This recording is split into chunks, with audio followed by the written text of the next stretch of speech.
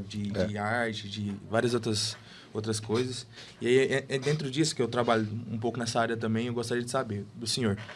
Como que a gente consegue diferenciar? Porque, por exemplo, um Midjourney, a gente sabe que ele cria algumas imagens, igual o senhor falou, que a gente dá para diferenciar que não é um homem que tirou uma foto ou é uma pessoa que desenhou aquilo ali e tudo mais.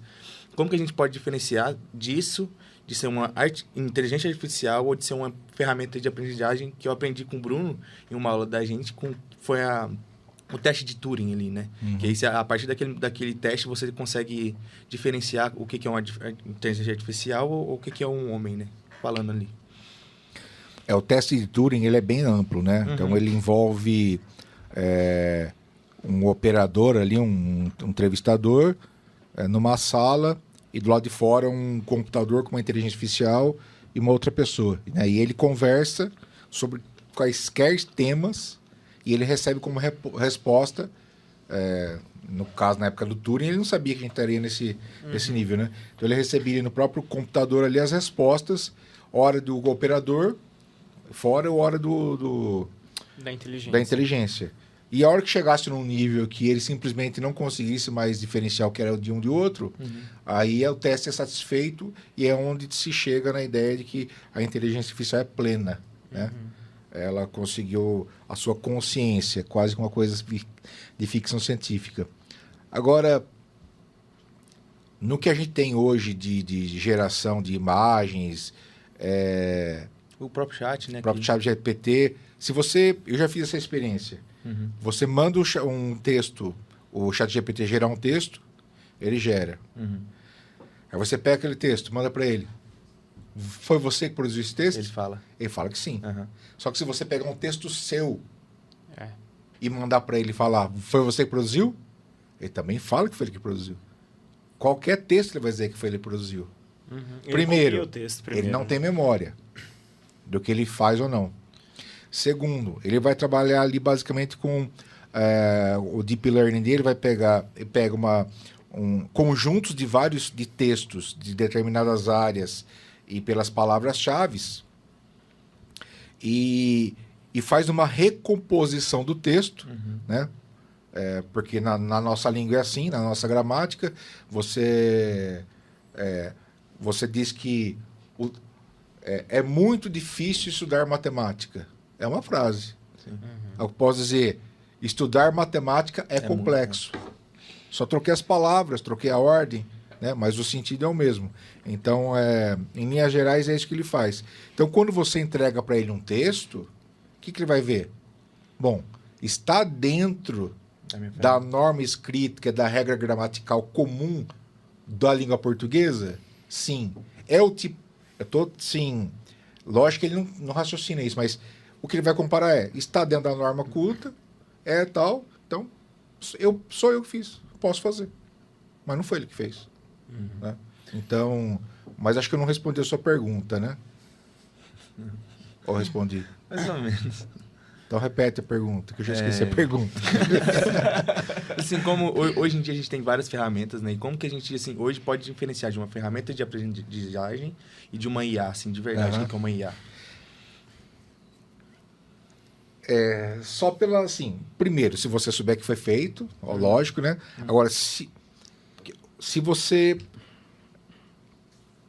É um tanto quanto... Não é difícil de responder, mas as ferramentas, na verdade, elas querem caminhar nesse sentido de se tornar irreconhecível a diferença entre o que por elas é produzido e pelo ser humano. Então, entrar nessa vibe, na verdade, tentar entender o que é humano e o que não é praticamente ir contra o progresso da inteligência artificial. Porque quando você tiver de frente com 200 imagens, metade é IA e metade é real, e a pessoa não conseguir diferenciar, beleza, praticamente o teste de Turing. O teste de Turing. Né? Eu até mostrei pro pessoal lá, tem um site, depois vocês podem ver, chamado Revoicer. Então você vai lá, só que ele é pago, mas assim, tem várias línguas, então assim, fala sussurrando, fala rápido, fala com raiva, fala excitado, e toda a narração do site, apresentando a ferramenta, é por uma inteligência artificial. E você simplesmente não consegue diferenciar. Hoje mesmo tem uma ferramenta artificial que você pode ter uma voz de outra pessoa. Então você não sabe diferenciar se foi aquela pessoa que falou, se foi outra coisa, né? E dentro da pesquisa acadêmica num todo e o ensino, quais são as implicações para o futuro dessas inteligências artificiais dentro do ensino? Como que o senhor vê assim pra gente? Olha, não sei nem se eu posso afirmar, né? Mas eu acredito que, em termos de educação, a gente está indo no sentido de ter uma ruptura. Igual teve aí o movimento em menor escala, eu diria, do Uber, iFood. Tô fazendo propaganda deles aqui. Vamos pedir para eles patrocinar o nosso, Na verdade, a gente vai nosso ter canal que, aqui. A gente vai ter que cortar, talvez. Né, a edição, porque... Vai ter que cortar? Porque pode levar strike, né, do YouTube. Entendi. Então, corta aí na edição. Vai ter o pi. Mas, enfim, como a gente tem hoje várias rupturas acontecendo, seja no transporte, no fornecimento de alimentos, nos comércios eletrônicos, com o avanço da inteligência artificial, né? A gente vê na criação, no design. Na educação, não é diferente, porque a educação, o formato nosso da educação, embora a gente esteja tentando inovar com novas metodologias, etc., mas é praticamente uma repetição de um modelo já bastante antigo, que é aula expositiva, um teste, mas o principal você vai numa sala de aula, e a minha turma tem 55 pessoas. São 55 pessoas. São 55 seres humanos. E o modelo que a gente tem de educação hoje é o modelo que veio da Revolução Industrial. O que é? Modelo de massa. Então, como é que eu posso ensinar ou facilitar o aprendizado de alguém falando para uma massa? Porque um vai ter dificuldade e o outro vai ter facilidade. Se você trabalha no meio termo, que é o que a gente acaba fazendo, com uma turma grande, você acaba, vamos dizer assim, não dando tanta atenção para quem precisa. Sim. E para quem está mais ávido também fica decepcionado. E não adianta, e na verdade não tem esse negócio que é mais inteligente, não. Cada um tem seu nível de inteligência para determinadas coisas. Tem que achar, leva um tempo, maturação. Eu vou falar para vocês, eu sou um cara esforçado. Eu me acho meio longe de ser inteligente, sou esforçado. E sempre tive que estudar muito para conseguir fazer as coisas. Quando eu fazia faculdade, até prova de cálculo, rachava uma semana inteira para uma prova. Manhã, tarde, noite, madrugada, no banheiro. Aí tinha um amigo meu que, na véspera, eu chegava lá, eu falei assim, ô tio, chamava todo mundo de tio, ô tio, tem prova amanhã? Tem. Cadê as listas? Mas como assim, cadê as listas? Não, final de semana eu fiquei em casa, fui jogar bola, sei lá. Cadê as listas? Aí tá todo mundo fazendo, tinha 5 listas. Tá todo mundo terminando a 4ª lista ainda. Ele chegava lá, ia pro quarto, daqui a pouco ele vinha com todas as listas prontas pra ajudar todo mundo ainda. O cara é alienígena, entendeu? Não, na verdade, ele tem habilidade para cálculo. Habilidade para cálculo, né? Adaptabilidade a alguma coisa, né? Não, então, aí você coloca um cara desse, às vezes, né? Para aprender programação, ele não consegue. Entendeu? Já tem a sua dificuldade. Diferentes. São habilidades diferentes. Eu tenho uma pergunta. Com o avanço da inteligência artificial, igual, por exemplo, hoje a gente pode pedir comida, ela chega em casa, trabalha em casa, estuda em casa. A gente pode ficar só dentro de casa durante muito tempo, se a gente quiser. E aí, assim, com o Pix, tudo facilitou muita coisa. E eu vi, não recentemente, tem um certo tempo, uma matéria onde um chinês, devido a achar as relações humanas muito complicadas, ele substituiu por uma boneca a esposa dele. Ele se separou e foi morar com uma boneca.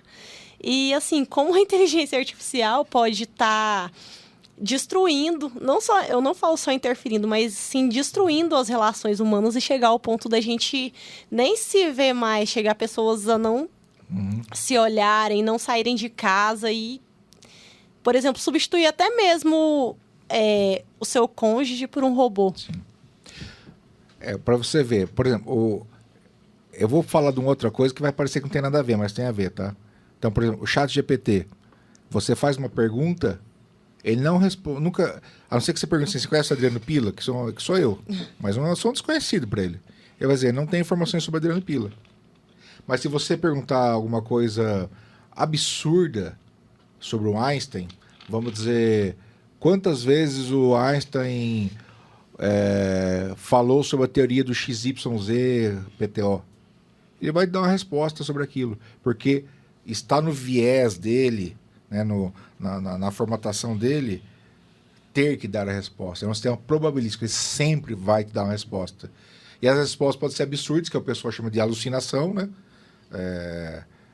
Porque ele não tem conhecimento, não conseguiu, dentro daquela esfera do que ele foi treinado, conseguir responder. E aí a inteligência artificial não tem uma coisa que o ser humano tem, que é livre-arbítrio.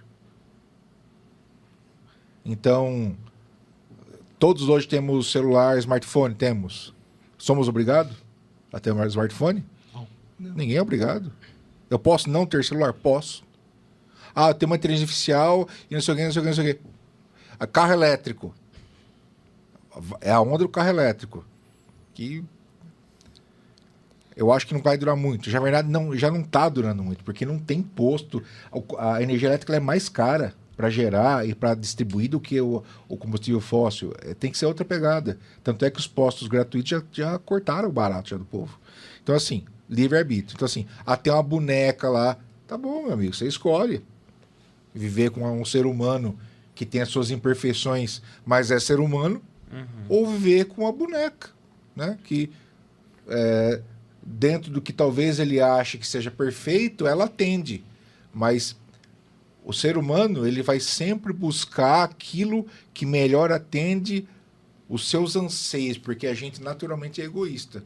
Então, se a pessoa acha que a boneca para ele tá bom, é porque a boneca espelha o caráter e a vontade e o que ele é. A boneca é ele. Porque se ele fosse humano de verdade, ele não se submeteria a esse tipo de atitude. Entendeu? Sim, eu concordo. Porém, é igual, eu penso, o ser humano, ele tá sempre procurando facilitar a vida, né? Tipo, ele procura o que é mais fácil. Por isso eu disse que pode acabar prejudicando, porque todo mundo procura o que é mais fácil, inclusive o Pix. Eu tô no mestrado, velho. Eu vou largar o mestrado, gente. Sim, por exemplo. Para que eu largo o mestrado. É que nem o Pix. Hoje em dia, eu acho que daqui poucos anos a gente não vai utilizar mais nota, nem moeda, vai ser... Já é boa parte, mas, enfim, vai ser extinta mesmo. A gente vai chegar a um ponto de que vai ficar no museu. Já tem alguns aí falando das transformando as moedas atuais em criptomoedas, né? E jogando blockchain por causa da segurança. É possível. Agora, sim, até retomando aí a questão anterior, né?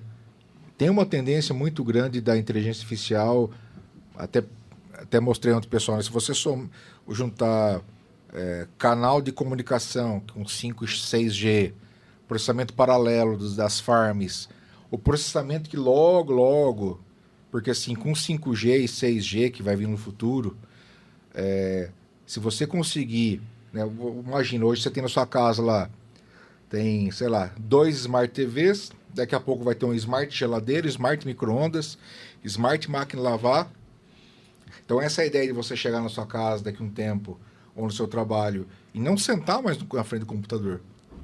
Talvez você vai sentar na frente de um tecladinho, ou de uma tela, ou do nada, e o processamento vai estar onde? Vai estar nesses caras, porque na sua casa você nunca vai ligar 3 TVs, a máquina de lavar e não sei o que ao mesmo tempo.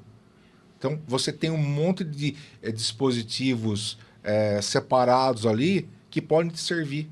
E por que num prédio que tem lá, sei lá, 200 apartamentos, quantos 200 desses microprocessadores ali, com uma boa capacidade você tem, que individualmente não são nada, mas no conjunto são melhor do que a maior parte dos computadores que a gente tem em casa. Pode fazer um cluster, né? Fazer um cluster disso daí comunicando, que é a questão da computação distribuída. Então, somado a tudo isso, e a busca por facilidade, vai depender do ser humano. Né? Eu quero facilidade e por conta disso vou abrir mão da minha humanidade. Entra naquilo que o senhor falou, Né? do egoísmo, né? Você vai entrar no Então, egoísmo assim, não, grande. prefiro Livre-arbítrio, facilidade. né? Então, assim, ao invés de eu sair caminhar 2 quadras para ir na padaria e fazer algum tipo de exercício e apreciar a natureza que é muito bela, né, eu prefiro pedir e ficar trancado dentro de casa. Beleza. É sua opção. Eu, o Adriano Pila aqui, até que me obriguem a usar qualquer tipo de coisa desse sentido, eu gosto muito de tecnologia, mas cada um no seu canto. Eu sou ser humano. Professor, mas a pergunta que não quer calar. Daqui a alguns anos, é possível que a inteligência artificial domine o mundo? Exatamente. Assim, Exterminador do futuro. eu vou fazer uma outra pergunta. O que é dominar o mundo? É igual a terra dos macacos. Voltar ao conceito de ela saiu da escravidão e ela escravizar o ser humano, por exemplo. Exato. Eu acho que já escravizou. A gente é escravo de De celular. certo modo, a dependência É. já escravizou o ser humano, né? A gente vive num mundo que é igual a história de ferver o sapo, né? Vocês já viram essa comparação? Se você jogar um sapo numa água fervendo, ele pula. Só que se você colocar ele na água gelada e colocar um foguinho embaixo ali, a água vai aquecendo. Ele, como ele é heterotérmio, uma coisa assim, não me lembro. Minha parte de biologia já ficou muito ano passado, não vou lembrar. Heterotérmico. Ele vai aquecendo, vai mudando a sua característica. Daqui a pouco a água está quente, ele cozinhou, morreu ali dentro. Síndrome do sapo fervido. Então, e nós estamos nessa de... A tecnologia está avançando, a gente está assimilando, está gostando. Agora, dominar o mundo, às vezes a pessoa... Se um sistema, por exemplo, simplesmente hoje tomado de refém o sistema bancário no mundo, acabou. Ninguém mais compra, ninguém mais vende, ninguém faz mais nada. Se tomar de assalto o controle de energia num país, acabou também. São pequenas coisas que São podem pequenas colapsar coisas. a Ninguém, humanidade e ninguém assim, pensa. essa pessoa está olhando para cima, não. É um grande acontecimento. Não. Um pequeno acontecimento. A gente é muito frágil. O ser humano é muito frágil. Ele está numa posição muito frágil. A gente volta a caçar com pedra e graveto. E fazer fogo. Pode ser, né? Tanto é que um determinado país aí lá da Ásia, né? Diz que se ele conseguir lançar um míssil que tem um impulso eletromagnético muito forte sobre os Estados Unidos, PM. ele consegue dar um apagão nos Estados Unidos que vai durar pelo menos 15, acho que até 40 dias de apagão, Eita. Colapso. colapso. Aí o que acontece? Se ele lançar isso no inverno, aí você tem hospital sem energia elétrica, casa sem energia elétrica, mercado sem energia elétrica, banco sem energia elétrica. Gente, vai fazer o quê? Você vai ter que fazer fogo com gravetinho. e se Ainda aquecer. bem que aqui no Brasil ainda não tem esse problema com frio, né? É tudo Exatamente. quente. Tudo quente. Eu queria te perguntar também, professor, agora sobre um perigo que talvez seja mais real e esteja mais perto, sobre questão de emprego, falta de emprego e a substituição da inteligência artificial. A gente tem, por exemplo, como um exemplo, a greve dos roteiristas de Hollywood, que eles estavam com medo de serem substituídos pela inteligência artificial. Esse eu acho que é um perigo que está um pouco mais aparente, um pouco mais perto de talvez acontecer. Eu queria saber do senhor se isso realmente pode acontecer, se eles estão só muito longe da realidade, como é que é? Não sei se isso é bem um perigo ou é simplesmente uma realidade, né? Porque perigo é quando, olha, pode ser que pegue fogo ali. É um perigo iminente, né? Nós estamos falando já de algo que está acontecendo. Então, mais ou menos um mês atrás é que eu vi, né, o cara está escrevendo e publicando e vendendo um livro a cada 8 horas, uma coisa assim. né? Um e-book a cada 8 horas. Tanto é que tem, assim, abrindo até um parênteses, né? Tem gente que já está decretando o fim da internet. O fim da internet, como a gente conhece. Porque a gente já vive hoje um mundo do spam. Do spam do quê? O spam dos conteúdos e dos materiais gerados por inteligência artificial. Então você entra hoje no site, tem um e-book, não sei o que lá, mas não é conteúdo vazio, porque foi gerado por inteligência artificial e tem um áudio, tem um vídeo, tem uma imagem. E daqui a pouco vai ter os robôs aí de software circulando pela internet, trocando informação. Então, vai acabar ficando uma coisa bastante vazia. Agora, na medida em que isso avança, eu até falei pro rapaz que trabalha comigo lá, o Renan, recebi lá um invite, né, de uma escola que eu até participo, que é fora. Sábado agora vai ter uma live sobre engenheiro de prompt. Conheço. Engenheiro de prompt. O que é engenheiro de prompt?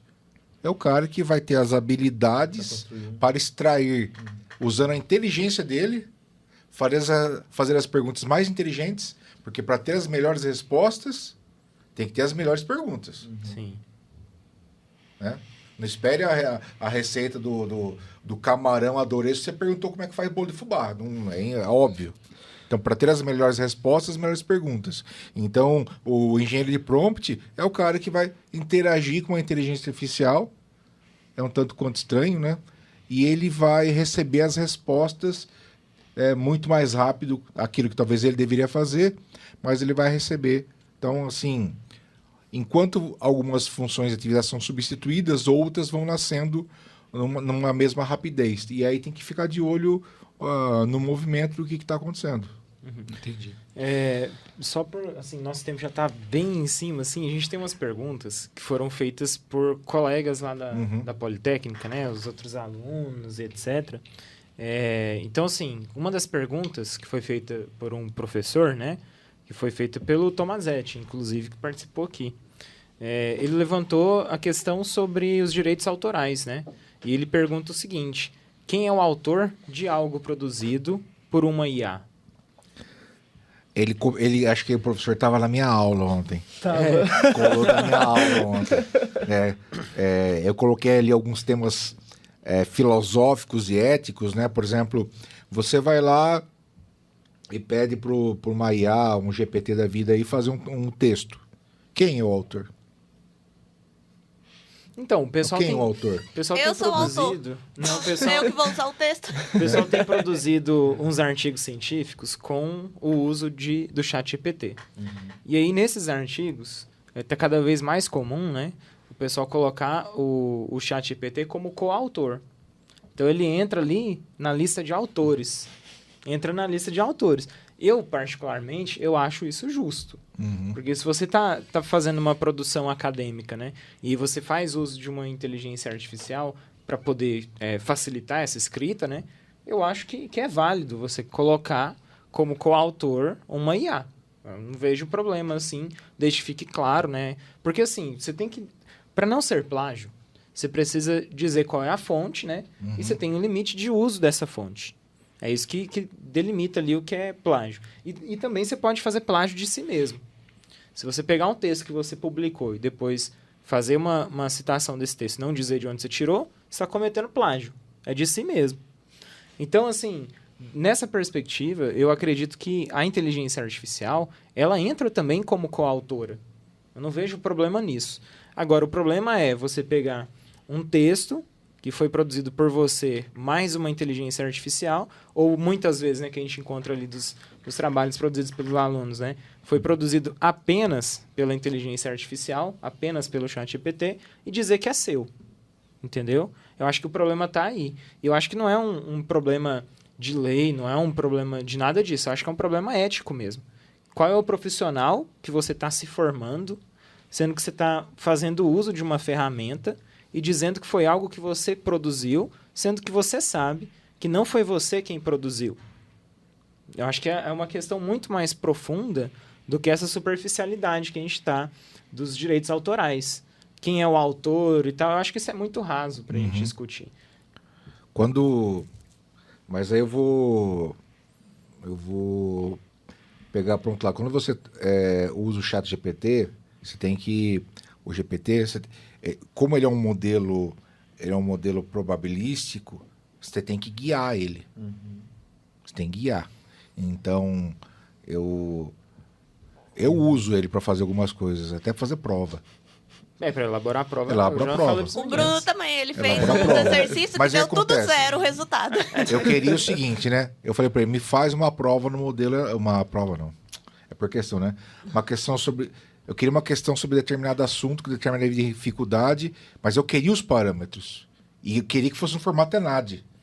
Ele, não sei o que é formato ENAD. Ele não deu conta de elaborar. Ele tem, Aí eu tem umas comecei, limitações. formato ENAD, é um formato de provas aplicados no Brasil, como se estivesse ensinando alguém. É um formato contextualizado, que tem, às vezes, uma história fictícia para contextualizar, que está por trás do enunciado. É um enunciado mais elaborado, com 5 alternativas. Tem que ter uma chave de correção. Entendido? Entendido. Então, agora sobre o tema, dentro do contexto de tal coisa, elabore para mim uma questão no formato ENAD. Aí eu te pergunto, quem é o autor? Eu vou entrar nesse mérito agora com o senhor. O conhecimento do que foi ali implantado é de quem? A autoria é uma coisa... assim, alguns temas de inteligência artificial, do ponto de vista ético, profissional, da integridade humana, que eu também acredito que pode ser que tenha problemas, eu, sinceramente, acho que isso daí, no futuro, vai até ser debate da ONU. Para algum tipo de lei. Assim como foi da Lei Geral de Proteção de Dados, algum tipo de debate que tenha a ver com algum tipo de regulação no mundo todo, porque a coisa vai esquentar. Eu queria perguntar para o senhor, professor. Eu assisti uma aula... Agora faz a pergunta. Eu tenho que pagar hora extra aqui pro Adriano, tem que pagar hora extra ali pro Daniel, velho. Vai, faz Só a para pergunta finalizar aí. aqui, a última pergunta, eu queria que o senhor me falasse qual que é a diferença de uma inteligência artificial fraca para uma inteligência artificial forte. Como o senhor citou ontem na aula do senhor. O que a gente vive hoje são todas inteligências artificiais fracas, né? Inteligência artificial fraca são aquelas criadas para fins muito específicos, né? E que tem um comportamento inteligente dentro da especificidade das suas limitações em termos de processamento, de velocidade e tal. A inteligência artificial forte é aquela que um dia, muito provavelmente, não sei quanto tempo, vai nascer... Mas ela é, vamos dizer assim, suprema. Ou seja, ela é uma inteligência artificial que consegue emular, consegue ter o comportamento, o raciocínio humano em sua plenitude e para falar de qualquer tópico e passando o teste de Turing. Essa é a inteligência artificial forte, né? Você vai interagir numa TV vendo a imagem de uma pessoa que você vai ter certeza que é uma pessoa, a voz você vai ter certeza que é uma pessoa e qualquer tema que você falar vai ter certeza. Inclusive uma coisa que a gente ainda nem entrou no mérito é a questão das emoções, né? Não deu tempo, né? Deu Parece nem que tempo, uma hora então, foi assim, curta, né? Mas é por esse caminho aí, a diferença de uma e de outra. Pessoal, eu queria encaminhar agora para o encerramento, tá? Esse episódio vai ser publicado em 2 episódios, na verdade. Então, essa gravação aqui, que passa de 1 hora, né, vai dar origem a 2 episódios. Então, você que está assistindo, você que assistiu esse episódio até aqui, não se esqueça de assistir o outro. Então, nós temos 2 episódios sobre inteligência artificial. E pelo jeito aqui, nós vamos ter mais uns 10 episódios sobre inteligência artificial. E não vai esgotar. E não vai esgotar o tema. Então, assim, eu queria agradecer muito esse debate aqui, né? Queria agradecer a presença de todos vocês, a participação de todos os alunos aqui do projeto. O pessoal se empenhou muito para conseguir estar aqui. Teve gente aqui até matando serviço, entendeu? Nossa. Enganando o chefe. Teve uma galera aqui fazendo umas coisas que você não tá entendendo, cara. O Júnior chegou ali correndo ali, deu um calote lá na escola que ele tava dando aula, falou assim, gente, tem que sair mais cedo. O que tá acontecendo? Não, depois eu te explico. E chegou aqui. Usou a habilidade humana para gerar uma situação artificial. Exatamente, né? Entendi. Então, assim, eu queria agradecer demais mesmo a presença de todos vocês. Eu acho que foi um episódio que deu para discutir muita coisa. É óbvio que falta muito ainda a ser dito, né? E queria agradecer em especial a presença do professor Adriano, que está aqui fazendo hora extra, né? Olha só, são 2 minutos de hora extra, viu, Adriano? Depois isso dá o quê? Não vai dar um carro, né, cara? Não, um carro, pouco menos. Um pouco menos que um carro. Então, depois a gente ajusta isso aí e eu queria já deixar assim, um convite assim, de pronto para os próximos episódios aí, pelo menos uns 50 pelas minhas contas aqui, sobre inteligência artificial. Foi 2 perguntas, do resto foi da cabeça. Tá. Bom, valeu, gente. Obrigado aí da atenção de vocês. Eu sou facinho, chamou, eu venho, colaboro, eu gosto muito de estar junto com o pessoal, com os alunos. Eu não gosto muito desse termo aluno, acho um negócio meio Estudante, antiquado, né? estudante, porque tá todo mundo Discente, aprendendo, né? a Mas gente o senhor vai é vir parceiro. de graça, né? Hã? Mas Na você vai próxima vir vem de né? graça, na próxima vem de graça. É um trabalho social. Tem um Brincadeira. professor meu lá, que foi professor meu de estágio da graduação, lá da licenciatura em matemática. Ele chamava os alunos de colegas. Eu acho que é um bom termo. Uhum. Eu acho que combina muito com essa equipe aqui em Sempre especial. estudante. Então, vocês são mais que estudantes, são mais que alunos, vocês são nossos colegas. Os parceiros. Nossos parceiros eu não sei, colegas tá bom. Parceiros. Colegas tá bom. Bom, é isso. Então eu queria agradecer de novo aqui a Unialfa, né? E agradecer esse espaço aqui, agradecer o Daniel que nos aguenta ali por trás da vidraça. E dizer que em breve a gente vai estar publicando aqui esse episódio. Vai demorar um pouquinho, viu, Adriano? Tem uma Tranquilo. fila de episódios ali. Tranquilo. E assim que... Oi? Tem mais um? Tem muitos. Ixi, tem 2, 3? Acho que é um. Só o outro lá que a gente... Depois eu dá pra- faço a conta. Mas vai ser publicado em breve. Esse ano. Esse ano ainda. Não, tá bom. Tá? É. Beleza? Fechamos então? Obrigado, galera. Valeu. Até mais. Valeu. Obrigado, até.